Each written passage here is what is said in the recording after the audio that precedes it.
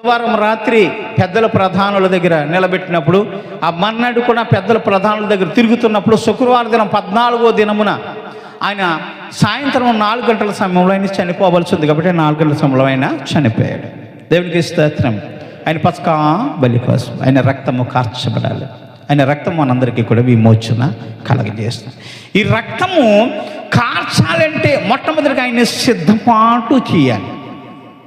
సిద్ధపాటు చేయాలంటే యేసు ప్రభువారు యెరూషలేముకి అతి సమీప ప్రాంతమైన బెతనియ గ్రామానికి వెళ్ళేవాడు.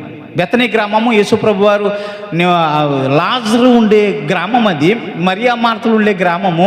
ఆ గ్రామము యెరూషలేము ప్రాంతానికి దగ్గరగా ఉంది కాబట్టి ప్రతిరోజు ఉదయాన్నే దేవుని మందిరానికి వచ్చారు, మీరు తిరిగి సాయంత్రము బేతనీయ గ్రామానికి వెళ్ళారు.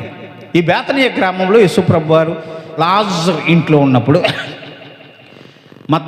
మరియా మార్త చెల్లెలు మరియా వచ్చి పరుగున వచ్చి యేసు ప్రభు నెత్తి మీద ఒక విలువైన అత్తరు బుడ్డి బద్దలు కొట్టి ఆయన నెత్తి మీద పోసి తన శక్తి కొలది చేసి నా భూస్థాపన నిమిత్తము నా శరీరమును ముందుగా అభిషేకించెను. దేవుడు ఏమన్నాడండి?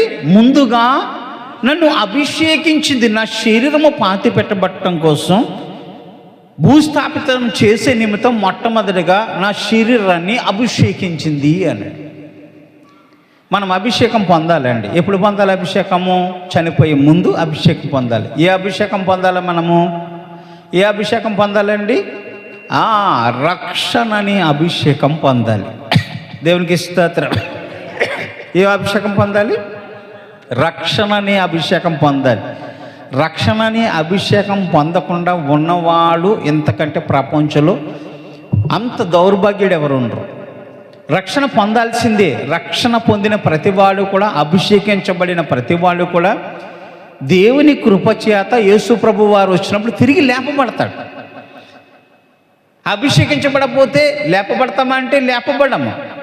దేవుడు వచ్చినప్పుడు మనం అందరూ లేపబడాలంటే అభిషేకము జరగాలి, అభిషేకించబడాలి. యేసు ప్రభు వారు మరి తన భూస్థాపితము నిమిత్తము నా శరీరమును ఆమె మొట్టమొదటిగా అభిషేకించింది. ఆమెను ఏమీ అనొద్దన్నాను.